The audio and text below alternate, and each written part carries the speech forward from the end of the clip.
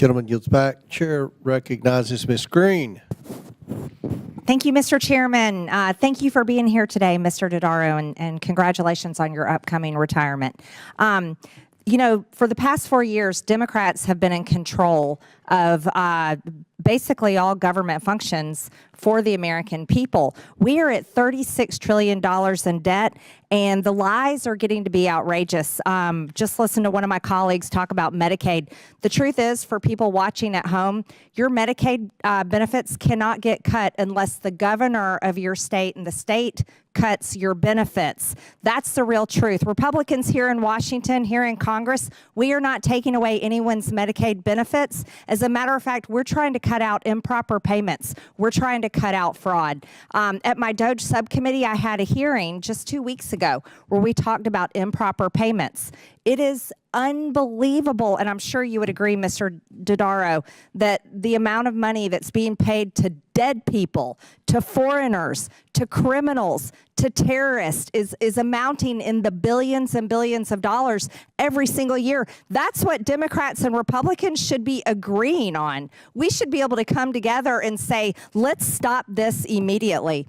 Another thing that I find outrageous is that Democrats under the Biden administration passed $7.5 billion in spending to build 500,000 electric vehicle charging stations all over the country, whether Americans wanted them or not. But only 8 of these electric vehicle charging stations even got built. I think that should have been in your top 25 list, because where's that money? Honestly, where is that money? That's a great question. Some other things that I'd like to bring up to you here is GOA estimates that total fraud in these programs for unemployment insurance, and you were just talking about it, during the pandemic is at least $60 billion. Americans all over the country will never forget that Democrats shut our country down, shut our businesses down. People got fired. Their churches was closed. All their rights were taken away. And $60 billion from the Department of Labor. The Department of Labor has still not developed an anti-fraud strategy, even though $60 billion is missing. Also, the Medicare program and scale of Medicare spending is innately high risk, with the program spending an estimated $1 trillion in 2024. Of that, in fiscal year 2024, we saw roughly, I'll go back to improper payments again, $54.3 billion in improper payments. And we have Democrats crying over Elon Musk. Are you kidding me? The American people, the polling is out, 72% Democrats and Republicans support DOGE. Support it, 72%. They are not upset about anything that Elon Musk is doing. As a matter of fact, they're happy. They want their 50, they want all these improper payments, all of this waste, they want it back. Now, here's what's really interesting to me. Despite this significant progress made since GOA's 2023 high-risk update, thank you for that, USPS remains unable to fund its services and employee obligations. That's outrageous. Private companies have to be able to fund everything they do, but the United States Postal Service still can't do it. Now, the big one, the Department of Defense Financial Management first appeared on the high-risk list in 1995. 1995. Hey, I graduated from high school in 1992. That's a long time ago.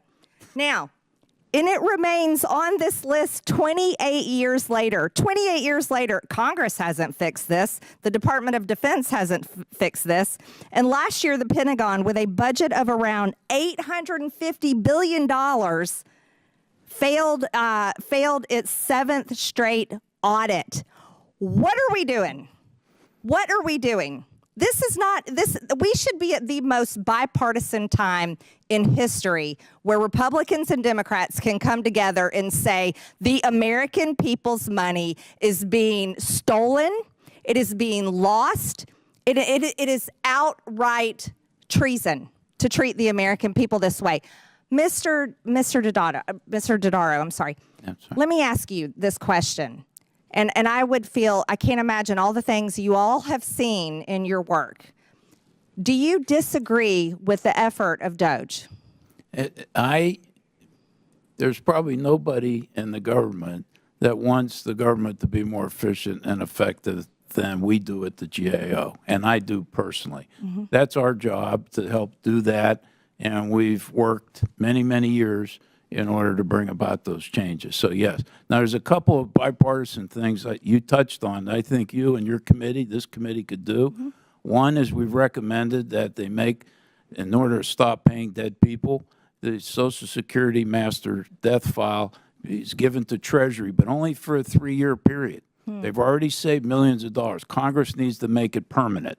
You could save hundreds of millions of dollars if that's done. Can I get information from your team Absolutely. afterward? Okay, that'd be Absolutely. great. And what about identity verification? Identity verification needs to be more automated, and we have recommendations for that to occur in the unemployment insurance area. Actually, the unemployment insurance estimate on fraud we made was $100 billion to $135 billion. Wow. The other thing that could be done on a bipartisan basis is that the statute of limitations to go after the fraudsters needs to be extended from 5 to 10 years. Congress did it for the Paycheck Protection Program, but not for unemployment insurance. It's almost due to expire.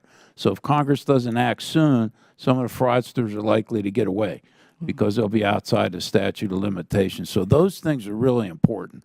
And I think should be bipartisan. I agree. I think my time's up. Thank you, Mr. Dodaro. Thank you. And ranking member pointed out, we've gone over a little bit on the last two on our side. If someone feels the need to go over, I'm keeping up with the time, so we'll make it all work out. Chair recognizes Mr. Subramaniam. Oh, Ms. Brown. Chair recognizes Ms. Brown. Thank you, Chairman Comer, and thank you to Mr. Dodaro for joining us today. This administration claims to care about rooting out waste